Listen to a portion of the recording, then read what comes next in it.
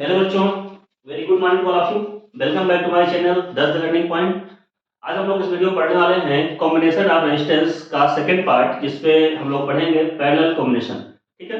इसके पहले हमने लास्ट लेक्चर पे सीरीज के बारे में पढ़ा था, सीरीज के बारे में सारी चीजें समझी थी, आप लोग भी समझ गए होंगे आयो, और उसको आपने नोट डाउन कर लिया होगा। अब इस लेक्चर पे हमें क्या करना है, पैरेलल कॉम्बिनेशन के बारे में समझना है। ये भी मोस्ट इंपॉर्टेंट है, आपके एग्जाम में पूछा जाएगा। ठीक है, कहीं ना कहीं। ठीक है, भाई देखते हैं पैरेलल कॉम्बिनेशन क्या होता है। सबसे पहले कुछ रेजिस्टेंसेस होते हैं जो पैरेलल फॉर्म में ऐड होते हैं। जैसे, अच्छा पैरेलल होता क्या है पहले वो तो समझो। पैरेलल क्या होता है, तो जैसे आपने मैथमेटिक्स में पढ़ा होगा, ये लाइन क्या होती है, इसको क्या बोलते हैं, परपेंडिकुलर। परपेंडिकुलर मतलब हिंदी में लंबवत। परपेंडिकुलर एक दूसरे से 90 degree, line one and line two जब 90 डिग्री बना रहे होते हैं तो इसको हम परपेंडिकुलर बोलते हैं। और पैरेलल कब होती थी, कुछ ऐसे। ठीक है, एक दूसरे से क्या होती है, दोनों कुछ डिस्टेंस पे होती हैं, और या तो जीरो एंगल बना रही होती हैं या तो 180 बना रही होती हैं। ठीक है, सिंपल सी बात है। तो लाइंस दोनों क्या हो रहे हैं, यहाँ पे दोनों एक दूसरे पे जीरो डिग्री का एंगल बना रही है, मतलब एक दूसरे के पैरेलल है। अगर हॉरिजॉन्टल से देखा जाए तो ये भी ऐसे ही है और ये भी ऐसे ही है, तो दोनों का एंगल क्या है, हॉरिजॉन्टल से सेम है, तो दोनों लाइन क्या होगी, line one and line two parallel.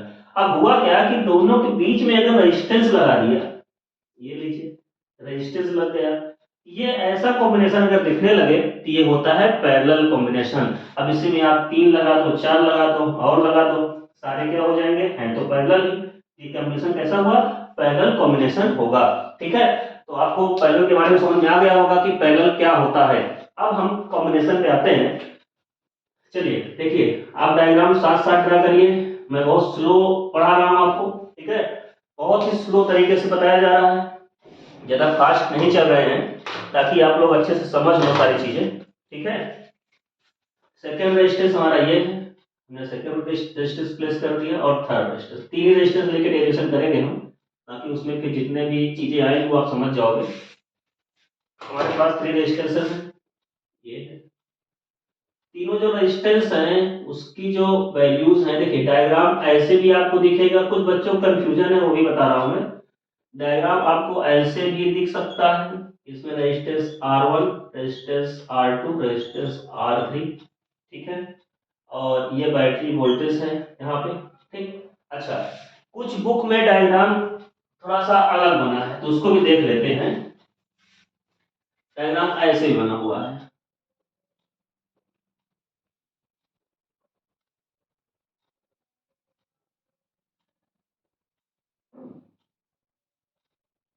ये ऐसे बना हुआ है, इसमें बीच में रेजिस्टेंस लगे हुए हैं। तो पहले तो आपका एक कंफ्यूजन दूर करना है, क्योंकि बच्चों को कंफ्यूजन ये होता है, सर इसमें ऐसे बना है, उसमें ऐसे बना है, ये कैसे हो गया। ठीक है, तो कंफ्यूजन आपका दूर होगा। देखिए, आप ये समझिए कि ये तार है, वायर है, प्लस से निकला माइनस पे गया, प्लस से निकला माइनस पे गया, और यहाँ पे क्या बन रहा है, एक जंक्शन बन रहा है। तो आप समझिए ये प्लस टर्मिनल का वोल्टेज यहाँ पे जब आएगा तो प्लस वोल्टेज मतलब प्लस टर्मिनल यहाँ तक आपका है। क्यों, क्योंकि ये जो वोल्टेज गया है वायर से कनेक्टेड, यहाँ कोई रेजिस्टेंस तो है नहीं, हम यहाँ वायर के रेजिस्टेंस को निगलेक्ट मान के चलते हैं, राइट। तो अब क्या होगा कि ये प्लस से ये टर्मिनल प्लस है, तो यहाँ तक इसको हम प्लस मान सकते हैं, और ये माइनस है तो ये भी यहाँ तक माइनस होगा। ठीक है, अच्छा ऐसा क्यों होता है, क्योंकि वायर है, जहां जो कनेक्टेड होती है वही उसके पास टर्मिनल कनेक्ट रहेगा, तो यहाँ पे नेगेटिव कनेक्ट है, तो ये वायर में यहाँ तक पूरा नेगेटिव ही हम मानेंगे और इसको यहाँ तक पॉजिटिव मानेंगे। सेम थिंग यहाँ पे है, प्लस माइनस, तो इसको हम प्लस और इसको माइनस मानेंगे। अब बताइए, इस टर्मिनल से आप तार को चाहे ऐसे जोड़ दो चाहे ऐसे जोड़ दो, बात तो एक ही है। वायर को आप चाहे सीधा एल टाइप में घुमा के जोड़ो या तो ऐसे जोड़ दो, जुड़ा तो रेजिस्टेंस एक ही है ना उससे। तो देखिए ना, यहाँ पे क्या हुआ है, आपने ऐसे करके जोड़ दिया है और यहाँ पे ऐसे, तो तार के घूमने से उसमें कोई डिफरेंस नहीं आएगा। डायग्राम आपको तरह तरह के मिलेंगे, आपको केवल ये पकड़ना है कि वायर से रेजिस्टेंस कनेक्ट कैसे है।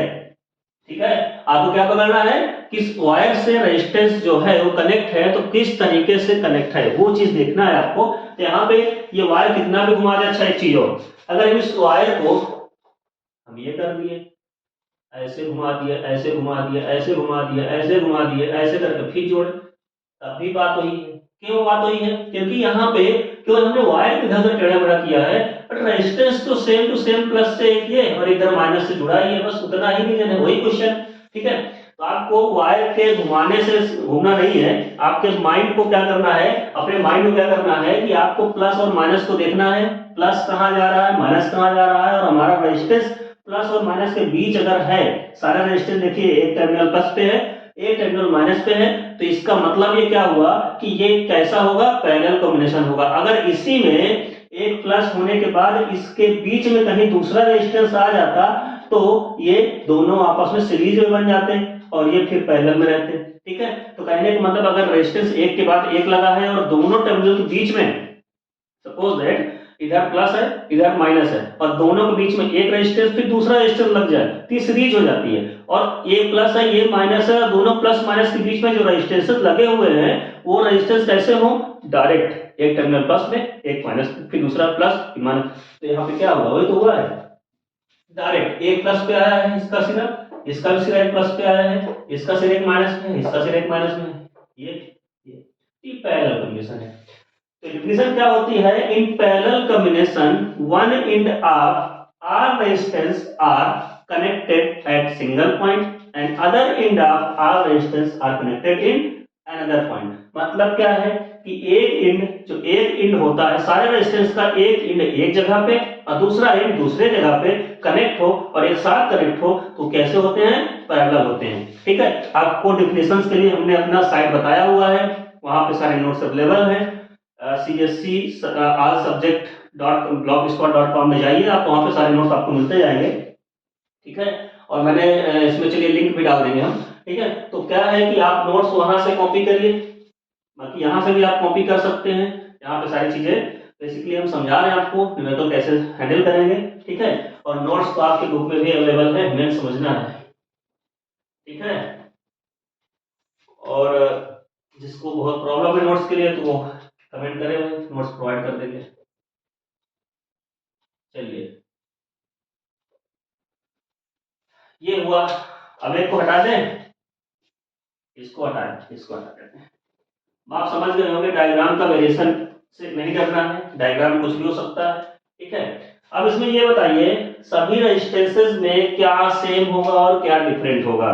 तो आपने पढ़ रखा है कि सारे रेजिस्टेंस कैसे कनेक्टेड हैं, डायरेक्ट बैटरी से कनेक्ट है, तो सभी में क्या होगा, वोल्टेज सेम रहेगा, वोल्टेज सेम रहेगा, वोल्टेज सेम रहेगा। हमने बार बार कहा है कि जब डायरेक्ट बैटरी से कनेक्ट है तो सभी में वोल्टेज सेम रहेगा। अच्छा, इसमें क्या होगा, करंट यहां से आई तो, और इस पॉइंट के बाद करंट का क्या हुआ है, डिस्ट्रीब्यूशन हो गया, इसको I1 करंट, इसको I2 करंट और इसको I3 करंट प्रोवाइड हो रही है। मींस हम यहाँ ये कह सकते हैं all resistances have same voltage but different current. सब में क्या है, वोल्टेज सेम है, करंट क्या है, डिफरेंट है। तो यहाँ पे क्या होगा, अकॉर्डिंग टू ओम्स लॉ, ये बताइए अगर फर्स्ट रेजिस्टेंस की बात करते हैं तो उसमें करंट कितना होगा, फर्स्ट रेजिस्टेंस में अगर बात करें I1 तो I1 कितना होगा, V/R1 होगा, करेक्ट।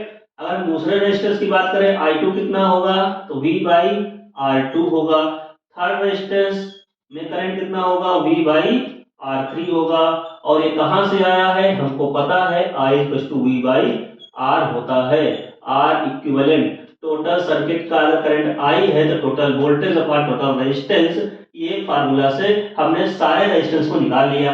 अब बताइए इस सर्किट में जो करंट है वो आई कितने की इक्वल होगी, I1 plus I2 plus I3 के इक्वल तो होगी, राइट। क्यों इक्वल होगी, क्योंकि सारे वोल्टेज, सारे सर्किट का जो करंट है, कंज्यूम करंट है, तो वो तीनों रेजिस्टेंस का डिफरेंट डिफरेंट करंट के सम के इक्वल होना चाहिए। मतलब क्या होगा, जो करंट मेन करंट होगी वो सारे रेजिस्टेंस का जो कंजम्पशन है करंट का, दोनों सबके इक्वल होगी।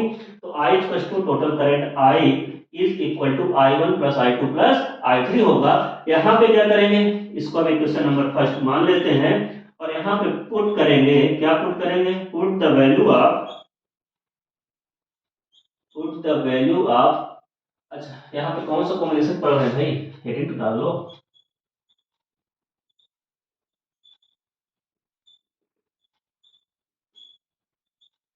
पैरेलल कॉम्बिनेशन हम पढ़ रहे हैं, राइट। ये बी वाला है, फर्स्ट केस हमने पढ़ रखा है।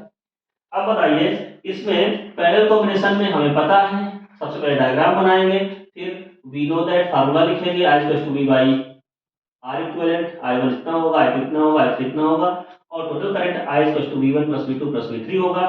तो यहाँ पे put the value of I one, I two, I three and I, सबकी वैल्यू पुट कर दीजिए। आई की वैल्यू क्या होगी, V R equivalent V by R one, V by R two plus V by R three, सभी में V common है, R equivalent आप निकाल लीजिए, वी कॉमन ले लीजिए, one by R one plus one by R two plus one by R three, V से V cancel out कर लीजिए।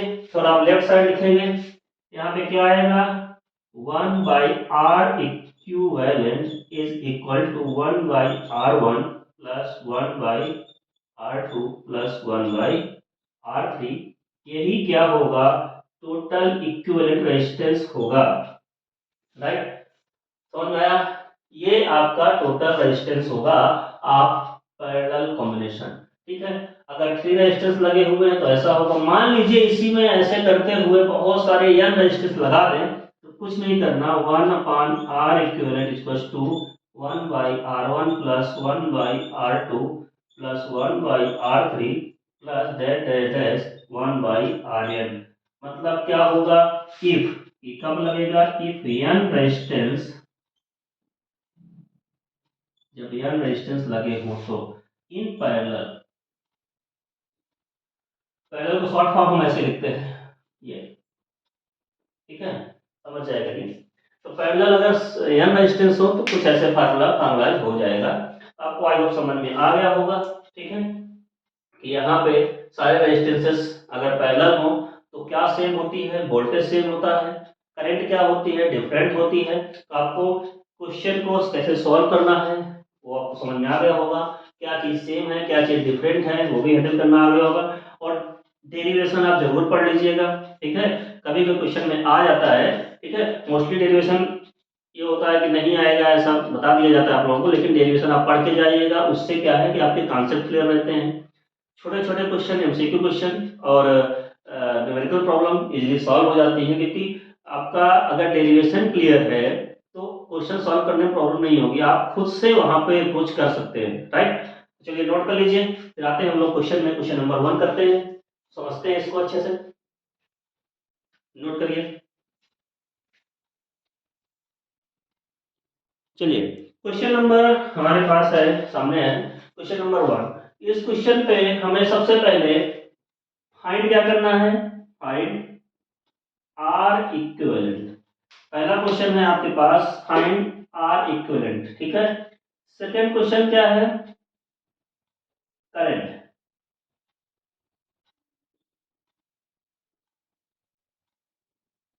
करंट फाइंड आउट करना है, सर्किट में करंट कितना है, ठीक है।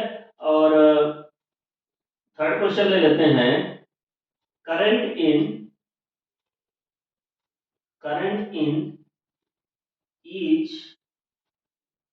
रेजिस्टेंस, और लास्ट डी पार्ट क्या है, वोल्टेज इन ईच रेजिस्टेंस। नॉर्मली आपके एग्जाम में ईच नहीं आएगा, कभी 3 पूछेगा, कभी 2 पूछेगा, कभी 6 पूछेगा, तो हम ईच वाला केस कर रहे हैं, मतलब सभी में बताएंगे आपको, तो आप हैंडल करना सीख जाइएगा, ठीक है। देखिए कंबाइंड ये एक लॉन्ग क्वेश्चन है, करा रहे हैं आपको, ठीक है। शॉर्ट क्वेश्चन इसी में आप सीखेंगे, लॉन्ग में ही, राइट। तो लॉन्ग क्वेश्चन करिए, शॉर्ट अपने आप आपको आने लग जाएंगे, ठीक है। इसी में आपको आर इक्वल पूछ लेते, शॉर्ट क्वेश्चन है, करंट पूछ लेते, थोड़ा सा मीडियम क्वेश्चन आ गया आपको, ठीक है। और चारों ऑप्शन पूछ लिया आपने, एक लॉन्ग क्वेश्चन बन गया, है कुछ नहीं, सभी में इजी मेथड है, वही करना है जो शॉर्ट में करना है वही लॉन्ग में करना है। तो सबसे पहले हम क्या करते हैं, इसमें हमें निकालना है आर इक्विवेलेंट। बताइए आर इक्विवेलेंट निकालने के लिए हम क्या करेंगे, बताइए भाई। हमें पता है, क्या लिखेंगे, पहला नंबर सॉल्व करने के लिए हम लिखेंगे कि रेजिस्टेंसेस मतलब 6 ओम 3 ohm, 2 ohm are connected in parallel combination, right. आपने बता दिया कि कैसे हैं कनेक्ट है, पैरेलल कनेक्ट है। अच्छा, ये वोल्टेज है तो करंट ऐसे जा रही होगी, और आपको मालूम है कि इसमें I1 आ रही होगी, इसमें I2 आ रही होगी, और इसमें I3 आ रही होगी, क्योंकि करंट यहाँ से डिवाइड हो जा रही है। और ये सारे जो भी रेजिस्टेंस हैं वो डायरेक्ट बैटरी से कनेक्ट है। प्लस टर्मिनल यहाँ देखा जाए प्लस, यहाँ माइनस, हमने समझाया था प्लस यहाँ तक आएगा, माइनस यहाँ तक, सारे डायरेक्ट कनेक्टेड हैं। तो सभी में वोल्टेज क्या होगा, सेम होगा, और सभी में वोल्टेज सेम होगा। इसका मतलब ये है करंट डिफरेंस होगी, ठीक है। तभी तो अलग अलग रेजिस्टेंस हैंडल हो पाएंगे V इक्वल टू IR के हिसाब से, ठीक है। तो आपको थोड़ा सा अपनी अप्रोच को सही तरीके से सोचना है, बहुत आसानी से क्वेश्चन हो जाएंगे। तो यहाँ पे बताइए, सारे रेजिस्टेंस अगर पैरेलल है तो हमारे पास फार्मूला क्या होता है, 1/R equivalent is equal to 1/R1 plus 1/R2 plus 1/R3। अब बताइए, आपको अगर इतना पता चल गया तो वैल्यू पुट करना, R equivalent equal to R1 की वैल्यू 6 है। यहाँ बार बार ओम मत लगाइएगा, ओम फाइनल आंसर पे लगाइएगा, नहीं आपको कहीं ना कहीं डाउट हो जाएगा, कहीं कहीं पे गड़बड़ हो जाता है, गलती हो जाती है, ठीक है। तो यहाँ पे ओम लगाने की कोई जरूरत नहीं है, आप न्यूमेरिकल कर रहे हो, न्यूमेरिकल वैल्यू रख रहे हो। 1/R equal is equal to, बताइए भाई इन सबका एलसीएम कितना आएगा, आपको दिख रहा है 6, 3 और 2 का एलसीएम 6 आ सकता है। 6 1 जा 6, 6 1 जा 6, तो 1 यहाँ पे मल्टीप्लाई होगा, 3 2 जा 2 टाइम जा रहा है, 2 यहाँ ऊपर मल्टीप्लाई होगा, 3 सॉरी 2 3 जा यहाँ पे 3 मल्टीप्लाई होगा। 1/R equivalent is equal to, ऊपर आया 6 नीचे आया 6, दोनों कैंसिल आउट होकर 1/1 आ जाएंगे। तो R इक्विवेलेंट, अब ध्यान दीजिएगा यहाँ पे क्वेश्चन में दोनों ऊपर नीचे वैल्यू सेम आ गई तो आपको लगेगा वही आंसर आ रहा है, लेकिन समझिएगा ये वैल्यू रिवर्स होगी, पलटी जाती है। तो R इक्वल, जैसे इधर 1/R की वैल्यू आई थी 1/1, तो यहाँ पे क्या आएगा, यहाँ पर R इक्विवेलेंट क्या होगा, ये ऊपर जाएगा और ये नीचे आएगा 1/1। अब यहाँ सेम वैल्यू है तो आपको डिफरेंस नहीं समझ में आया, नेक्स्ट न्यूमेरिकल में आपको समझ में आ जाएगा। क्या हो जाएगा, यहाँ पे 1 आ जाएगा, R इक्विवेलेंट कितना आया, 1 आ चुका है, राइट। तो ए पार्ट हमारा कंप्लीट हो गया है। चलिए अब बी पार्ट में आते हैं। बी पार्ट क्या बोला है, करंट इन सर्किट, सर्किट में करंट कितना है। तो पहले आप ए और बी पार्ट कर लीजिए, फिर सी डी लास्ट में करेंगे, इसको रिमूव करना पड़ेगा, हटाना पड़ेगा, ठीक है। बी पार्ट में क्या पूछा है, करंट, सी यू, करंट,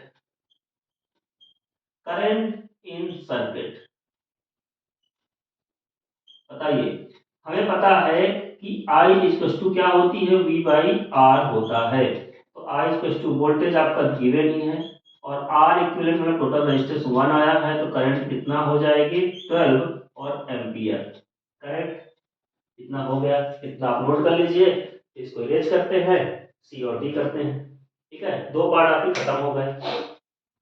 ये क्वेश्चन बहुत इजी होते हैं, आप अगर सीख गए तो आपका 5 to 10 मार्क्स फिक्स है, ठीक है। छोटे छोटे क्वेश्चन और इसको मिला के 6 10 मार्क्स बिल्कुल फिक्स है कि इससे आना ही आना है, और ये होना ही होना है, ठीक है। बाकी जो एक्सेस में मार्क्स आएंगे इसी चैप्टर से वो भी हो जाएंगे, ठीक है। एमसीक्यू वगैरह दो दो एमसीक्यू जरूर रहती हैं, एक शॉर्ट में क्वेश्चन, वेरी शॉर्ट में क्वेश्चन एक एक करके ऐसे डाल दिए जाते हैं, फिर लॉन्ग में डालते हैं, मतलब नियर अबाउट 14 मार्क्स तक इससे पूछा जाएगा, नियर अबाउट, ठीक है। तो आप इसको बिल्कुल तैयार रखिए, 14 मार्क्स बिल्कुल श्योर रखिए। चलिए हो गया आपका। थर्ड पार्ट में आते हैं, current in each resistance, current in each resistance. आपके पास कितने रेजिस्टेंस हैं, 3 रेजिस्टेंस हैं, तो सभी में करंट निकालना है। अब बताइए, सभी में जब करंट निकालेंगे तो करंट के लिए क्या करना होता है, हमें पता है पैरेलल में सारे जो रेजिस्टेंसेस होते हैं सब में करंट क्या होती है, डिफरेंट डिफरेंट होती है, और सेम क्या होता है, वोल्टेज सेम होता है। तो देखते हैं C part, current in each resistance,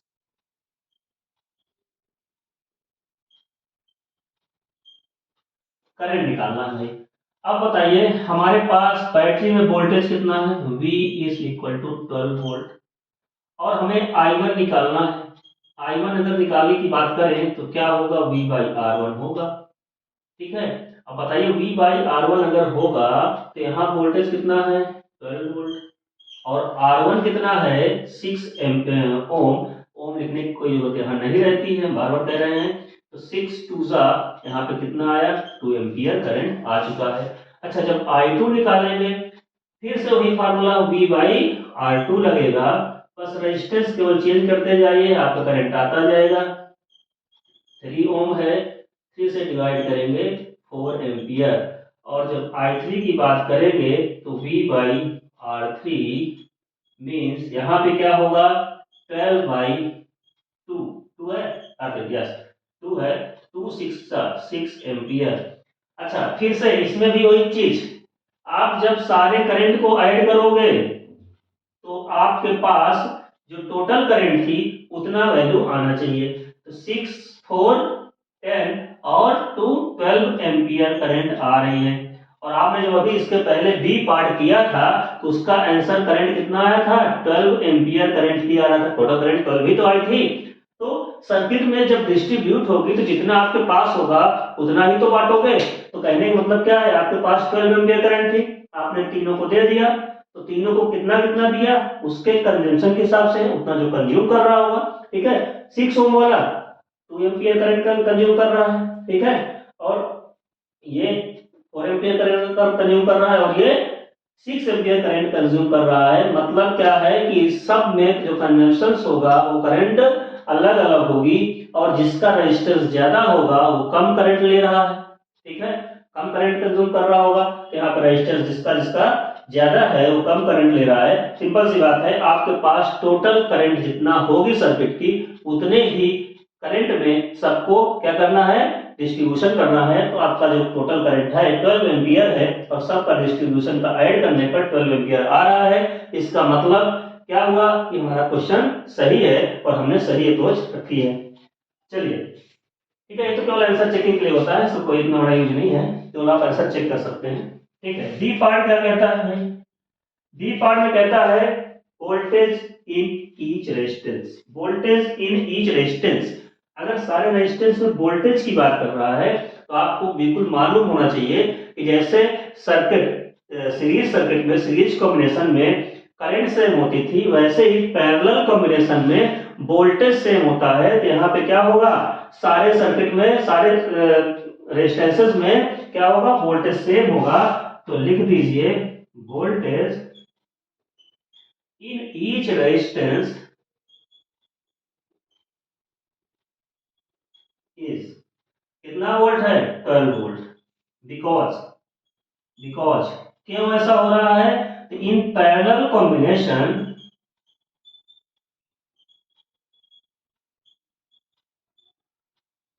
voltage is same in each resistance. ठीक है, तो आप इसको लिख सकते हैं और लिख के बता सकते हैं, वहां पे सॉल्यूशन नहीं करना है, सॉल्व करने की कोई आवश्यकता नहीं है, सभी में वोल्टेज सेम होता है। ठीक है, और अगर आप चेक करना चाहो तो चेक कर लो भाई, देख लो, इधर देखिए, ये करंट कितनी आई I1 की, 2 एम्पियर। 2 एम्पियर आया है, 6 से मल्टीप्लाई कर दीजिए, वोल्टेज आ जाएगा 2 × 6, कितना आया, 12 वोल्ट आ गया। चलिए, R2 कितना, करंट कितना I2 आई 4 आया है, 4 को 3 से मल्टीप्लाई कर दीजिए, V2 आ जाएगा 12 वोल्ट। 2 एम्पियर, सॉरी 2 ओम है, करंट कितना है इसके पास, 6 एम्पियर है।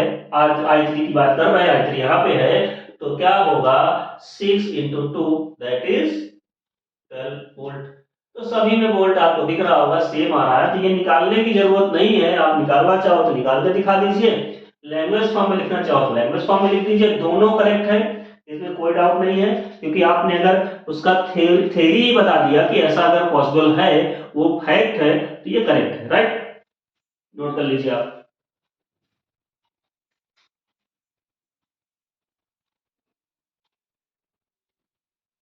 चलिए, हो गया। ये क्वेश्चन और कर लेते हैं, थोड़ा सा अच्छा क्वेश्चन, थोड़ा अच्छा क्वेश्चन है। मैं डायग्राम बना रहा हूं, तब तक आप सोचिए कि इसमें रेजिस्टेंस कैसे कनेक्टेड है। चलिए, सपोज दैट हमारे पास 3 रेजिस्टेंस हैं, 1 2 एंड दिस इज 3। ठीक है,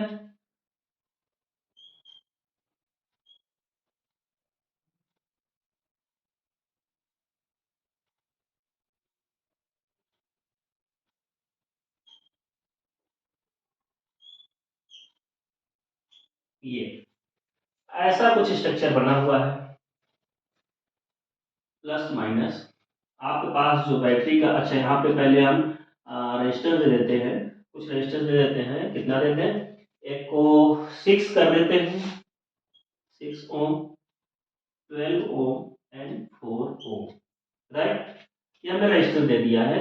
और इसमें आपको फाइंड आउट करना है व्हाट इज करंट। ठीक है, करंट डिस्ट्रीब्यूशन कितना है। और चलिए इसमें बैटरी हम 12 वोल्ट लगा देते हैं। क्वेश्चन रैंडमली हम लोग ले रहे हैं, समझिएगा। क्वेश्चन रैंडमली लिया जा रहा है, तो यहाँ पे फाइंड क्या करना है? फाइंड आर इक्विवेलेंट, पहला क्वेश्चन है। दूसरा पार्ट है करंट, करंट इन सर्किट।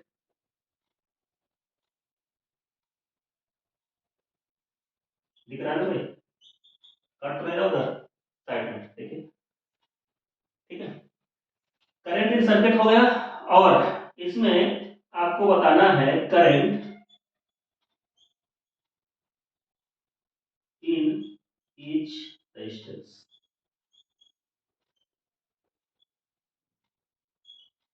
और बी पार्ट वोल्टेज।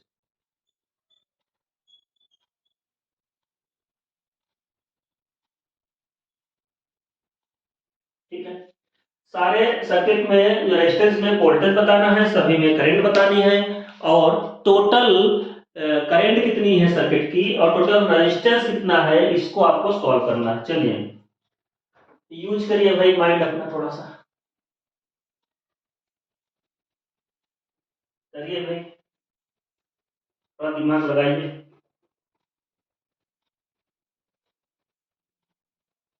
दिमाग लगाइए भाई।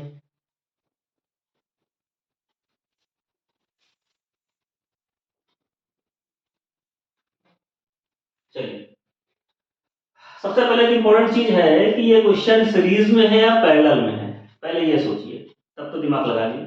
ठीक है, तो आप बताइए, तब तो इसको सॉल्व करेंगे, दिमाग तो पहले ही लगाना पड़ेगा कि सीरीज में है या पैरेलल में है।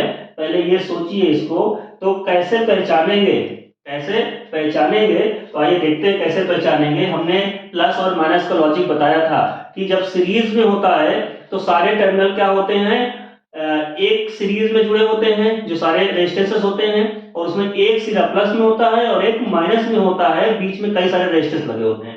लेकिन पैरेलल में क्या होता है कि सारे रेजिस्टेंस का एक एंड प्लस में और दूसरा एंड माइनस पे डायरेक्ट कनेक्ट होता है। तो चलिए देखते हैं इसमें क्या है। ये प्लस है, तो ये वायर आई हुई है, ये वायर जहां तक जाएगी वहां तक प्लस टर्मिनल जाएगा, ये प्लस आ गया। अच्छा, ये वायर है, इसका माइनस टर्मिनल है, तो ये यहाँ तक माइनस, सॉरी माइनस होना चाहिए नहीं, माइनस, माइनस को हम ब्लू से बना रहे हैं, समझ में आएगा आसानी से। ये माइनस टर्मिनल है। अब बताइए, प्लस और माइनस आपको दिख गया, लेकिन ध्यान से देखिए कि ये वाला टर्मिनल, ये वायर यहां से, एक वायर ये पास कराई गई है, करेक्ट, ये वायर यहां से पास कराई गई है, तो ये भी प्लस प्लस प्लस प्लस जा रही होगी और यहां तक प्लस का सीधा आ रहा होगा। अच्छा, ये वाली एक वायर डायरेक्ट यहां से माइनस वाली यहां तक आ रही थी, ये पूरा माइनस हो जाएगा। अब आपको साफ साफ दिख रहा है, सभी रेजिस्टेंस की बात करिए, 6 ओम रेजिस्टेंस का एक सिरा प्लस से कनेक्टेड है, एक सिरा माइनस से कनेक्टेड है। 12 ओम रेजिस्टेंस का एक सिरा प्लस से कनेक्टेड है, एक सिरा माइनस से कनेक्टेड है। 4 ओम रेजिस्टेंस का एक सिरा प्लस से कनेक्टेड है, एक सिरा माइनस से कनेक्टेड है। तो आपको बिल्कुल डायरेक्ट तरीके से समझ में आ गया होगा कि ये सारे रेजिस्टेंस कैसे हैं, पैरेलल कॉम्बिनेशन में हैं। अगर आप बनाना चाहें तो आप 6 ओम बना दीजिए, 12 ओम बना दीजिए, 4 ओम बना दीजिए और सभी को एक पॉइंट में कनेक्ट करके रख दीजिए। तो थोड़ा सा इसमें क्वेश्चन को आपको मॉडिफाइड करना भी आना चाहिए।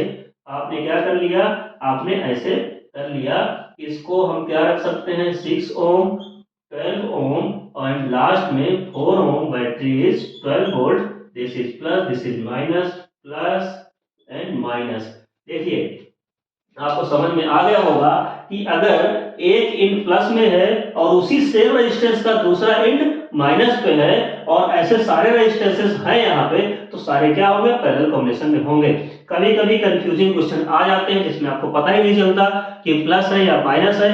अधिकतर बच्चों ने इसको सीरीज मान के क्वेश्चन सॉल्व कर लिया होगा, हमें पता है, लेकिन सीरीज ये नहीं है, ये क्या है, पैरेलल है। आप प्लस और माइनस को डिस्ट्रीब्यूट करिए पहले वायर के थ्रू। जब जैसे वायर कनेक्टेड है उसका सिरा माइनस में है तो माइनस वो अप्रोच करेगी, ये पूरा माइनस वाली वायर यहाँ तक आ रही है और ये पूरा प्लस वाली वायर यहाँ तक घूम कर जा रही है। तो वायर की कनेक्टिविटी को चेक करिए कि कौन सा रेजिस्टेंस कितना प्लस है, कहाँ पे माइनस है, उसको आप जब चेक कर लोगे तो आप डिसाइड कर पाओगे, क्योंकि कभी कभी क्वेश्चन में ऐसे ट्विस्ट आते हैं। ठीक है, तो आपको इस क्वेश्चन को हमने क्या किया, इस क्वेश्चन को हम ऐसे मॉडिफाइड कर सकते हैं। अब ये तो आपको पढ़ रखे हैं, आप लोग पढ़ रखे हैं पहले से। इसमें अगर हम फर्स्ट पार्ट सॉल्व करना चाहें, 1 अपान आर इक्विवेलेंट, तो क्या वैल्यू आएगी, 1 upon R1 plus 1 by R2 plus 1 by R3। 1 by R equivalent is equal to 1 by 6 plus 1 by 12 plus 1 by 4। 1 by R equivalent is equal to LCM, देखिए 12 होगा। हाँ, थोड़ा mathematics portion भी fast रखिए भाई। अब कुछ बच्चे हैं एलसीएम कैसे निकालेंगे, ये वाले प्रोसेस से ऐसे लिखेंगे और फिर एलसीएम निकालेंगे। जब तक आप एलसीएम निकालोगे, जब तक दूसरा बच्चा पूरा क्वेश्चन सॉल्व करके बैठ गया, तो आप कहाँ से आगे पाओगे। ठीक है, तो कंपटीशन बहुत ज्यादा है, आपको थोड़ा सा फास्ट रहना पड़ेगा, कैलकुलेशन तो फास्ट रखना ही पड़ेगा। अगर मैथ फिजिक्स पढ़नी है तो कैलकुलेशन फास्ट रखिए। यहाँ पे एलसीएम कैसे निकाला जाता है, बस आप देख लो कि यहाँ पे कौन ऐसा नंबर है जिससे ये सारे नंबर डिविजिबल हो। तो एलसीएम 12 आने के बाद अब बताइए आप क्या करोगे, आप 6 से यहाँ पे डिवाइड करेंगे, 6 टू जा 12, 2 से मल्टीप्लाई करेंगे 2 आएगा, 12 1 जा 12 प्लस 1 प्लस 4 3 जा 12 3 आएगा। तो आपका 1 upon R equivalent is equal to 3 4, 3 में 1 ऐड करेंगे 4 आया, 4 टू 6, 6 बाई 12 आ गया। हाँ, अब हम लोग यही समझेंगे थोड़ा, बच्चे गलती यहां भी करते हैं, क्या करते हैं, तो सीधा सीधा इसको लिखेंगे 1 upon R equivalent is equal to 6 1 जा 6 2 जा 12, तो 1/2। आप आंसर क्या करते हो, यहाँ पे आर इक्विवेलेंट को 1/2 पुट कर देते हो। ठीक है, जो कि गलत है। यहाँ पे क्या करना है आपको, इसको रिवर्स करना है। ये 1 अपान आर इक्विवेलेंट आया हुआ है, 1 अपान आर की वैल्यू नहीं रखना, आपको आर की वैल्यू निकालना है। तो आर इक्विवेलेंट क्या हो जाएगा, इसको रिवर्स करेंगे 2/1 आएगा, means R equivalent is equal to 2 ohm. ठीक है, 1 का कोई मीनिंग है नहीं नीचे पार्ट में, तो 2 ओम आपका वैल्यू आ गया। तो फर्स्ट पार्ट आपका सॉल्व हो गया है, यहाँ पे आर इक्विवेलेंट आपने कैलकुलेट कर लिया, राइट। अब हमें क्या करना है, बी पार्ट सॉल्व करना है। बी पार्ट में क्या बोला है, करंट इन सर्किट, सर्किट में करंट कितना है, तो आपको पता है कि सर्किट का वोल्टेज कितना है, 12 वोल्ट दिया हुआ है। Current according to ohm's law V equal to I R आपको मालूम है, तो I इक्वल टू क्या हो जाएगा, V बाई आर होगा। I इक्वल टू V आप 12 वोल्ट रखिए अपॉन R में जो इक्विवेलेंट सर्किट का, होल सर्किट का जो रेजिस्टेंस आया हुआ है वो 2 ओम आया है, तो करंट क्या हो जाएगी, 6 एम्पियर की करंट फाइंड आउट हो जाएगी। करेक्ट, इतना समझ में आ गया होगा। ठीक है, आई होप समझ में आ गया होगा, इतना टफ तो नहीं है, बहुत इजी है, कैलकुलेशन है टोटल। ठीक है, चलिए अब क्वेश्चन नंबर 3 में आते हैं, मतलब पार्ट नंबर 3 में बी भी सॉल्व होगा। करंट इन ईच रेजिस्टेंस, सभी रेजिस्टेंस में आपको करंट बताना है। ठीक है, तो ये आपने ये कॉपी कर लिया होगा, नहीं किए हैं स्क्रीनशॉट ले लीजिए, इसको इरेज करना पड़ेगा। चलिए सी पार्ट करते हैं। सी पार्ट में क्या बोला है, सी पार्ट में बोला है करंट इन ईच रेजिस्टेंस में करंट आपको फाइंड आउट करना है। तो बताइए इसमें करंट जो फ्लो होती है, करंट क्या होती है, डिस्ट्रीब्यूट हो जाती है I1 I2 और I3 के फॉर्म में। और इस केस में वोल्टेज सभी के पास सेम होता है, सभी के पास वोल्टेज सेम होता है, पैरेलल में वोल्टेज सेम होता है। तो बताइए अगर हम I1 निकालेंगे तो क्या फार्मूला होता है, V/R1 होता है। अब बताइए आपके पास वोल्टेज सभी के पास 12 है तो 12 रख दीजिए, और जिसकी करंट निकालना है उसका रेजिस्टेंस रख दीजिए। किसकी निकालना है, 6 ओम की निकालना है, 6 रख दीजिए। टोटल आंसर कितना आ जाएगा, 6 2 जा 12, 2 एम्पियर की करंट आ गई। जब I2 निकालना होगा तो V बाई आप क्या करोगे, R2 करोगे, और 12 बाई हमने 12 रख दिया तो इसकी करंट आ जाएगी 1 एम्पियर। और I3 निकालना होगा, V बाई R3 करते हैं और इसमें 12 बाई 4 से डिवाइड करेंगे तो आपका करंट कितना आ जाएगा, 4 3 जा 3 एम्पियर। और आंसर चेक करना है, 3 ये 4 आएगा, 4 to 6 आएगा, 6 एम्पियर की करंट टोटल आ रही है, और जो डिस्ट्रीब्यूट हो रही है 6 एम्पियर ही डिस्ट्रीब्यूट हो रही है, और हमारे पास करंट कितनी थी, 6 एम्पियर ही थी। तो आपका आंसर बिल्कुल करेक्ट है, यहाँ पे कोई डाउट नहीं है। अब इसी में समझिए, हमने करंट इन ईच रेजिस्टेंस पूछ लिया, एग्जाम में क्या पूछेगा, करंट इन 6 ओम, ये आपका आंसर है। पूछ लिया करंट इन 12 ओम, ये आंसर है। करंट इन 4 ओम, ये आंसर है। तो एनी वन पूछ सकता है, सारे पूछ सकता है, एनी टू पूछ सकता है। तो आपको कंफ्यूज नहीं होना है, बिल्कुल कॉन्सेप्ट क्लियर है। आपको point two point question solve करना है। हम सारे पार्ट्स को लेकर चल रहे हैं, हम सारे सभी में करंट निकाल रहे हैं। आपको जो पूछे आप उसका निकाल दो, बाकी को छोड़ दो, ठीक है। चलिए अब डी पार्ट करेंगे। डी पार्ट के लिए क्या है, वोल्टेज इन ईच रेजिस्टेंस। अब बताइए, तो सिंपल है भाई, वोल्टेज आपको पहले से ही मालूम है कि सारे पार्ट में वोल्टेज क्या होना है, सेम होना है। सभी पार्ट में वोल्टेज सेम रहेगा। तो आप यहां लिख सकते हैं voltage in each resistance is same, ठीक है। सेम कितना हो जाएगा, इक्वल टू 12 वोल्ट। अब क्या होगा, क्योंकि सारे पैरेलल में कनेक्ट हैं और पैरेलल में वोल्टेज हमेशा सेम होता है। अच्छा, आपको प्रूफ करना है तो कर सकते हैं। हमें V1 निकालना है, V निकालना है इसमें 6 वोल्ट में, और करंट कितनी है, हमारे पास फार्मूला क्या होता है, V/IR होता है। करंट आपके पास आई हुई है 2, इसके पास 2 करंट आई हुई है, यही समझ लीजिए। इसके पास करंट आई हुई है 2, और ये वोल्टेज निकालना चाह रहे हैं, तो 2 को 6 से मल्टीप्लाई करिए, 12 वोल्ट आ गई, पहले बता चुका हूं मैं। इसके पास करंट आई है 1, तो वोल्टेज निकालना है, 1 को आप 12 से मल्टीप्लाई करिए तब भी 12 आ जाएगा। इसके पास करंट वोल्टेज निकालना है, तो करंट कितनी आई, 3 आई है, 3 इंटू, और इसका जो रेजिस्टेंस है 4, दैट इज 12। तो सभी के पास जो वोल्टेज आ रहा है 12 वोल्ट 12 वोल्ट 12 वोल्ट ही आ रहा है। मतलब आप चेक करने की कोई जरूरत नहीं है, आप ऐसे भी कर सकते हैं निकाल के, या आप एक लैंग्वेज में लिख दीजिए, इन parallel combination voltage is same in each resistances, and in series combination current is same in each resistances. दोनों डिफरेंस आप समझिएगा, क्योंकि ये इसी बेसिस पे क्वेश्चन बनते हैं, ठीक है। ये दोनों लॉजिक से ही क्वेश्चन बनते हैं। तो आपको क्वेश्चन करते समय ये विशेष ध्यान देना है कि वहां पे करंट सेम है या वोल्टेज सेम है, पैरेलल है कि कैसा है, सारी चीजें आपको अच्छे से करनी पड़ेंगी। तो आई होप आपको पैरेलल कॉम्बिनेशन का ये क्वेश्चन भी समझ में आ गया होगा। 2 क्वेश्चन सफिशिएंट है, अगर आप समझ रहे हो तो 2 क्वेश्चंस बहुत हैं, ठीक है। नेक्स्ट लेक्चर पे हम लोग मिक्स कम्युनिकेशन लाएंगे, जिसमें क्या होगा कि पैरेलल और सीरीज दोनों को कंबाइन करके क्वेश्चन सॉल्व करेंगे। तो नेक्स्ट लेक्चर में मिलते हैं बोथ कॉम्बिनेशन के साथ, ओके। तो अब आप लोग क्या करिए कि इसके जो भी टॉपिक्स हैं उसको एक बार रिवाइज कर लीजिएगा, सीरीज को रिवाइज कर लीजिए, पैरेलल को रिवाइज कर लीजिए, ठीक है। तो इसका नेक्स्ट हम लोग क्वेश्चन करते हैं, और इसके बाद फिर पावर वगैरह आगे है, जो भी टॉपिक है उसको पढ़ते हैं, राइट। तो आप पढ़ते रहिए, मस्त रहिए, ओके। हाँ, लेकिन थोड़ा सा कंटिन्यूटी बना के रखिए, ऐसा नहीं 2 दिन जोश में पढ़े फिर सोने लग गए, ठंडी वैसे भी आ गई है।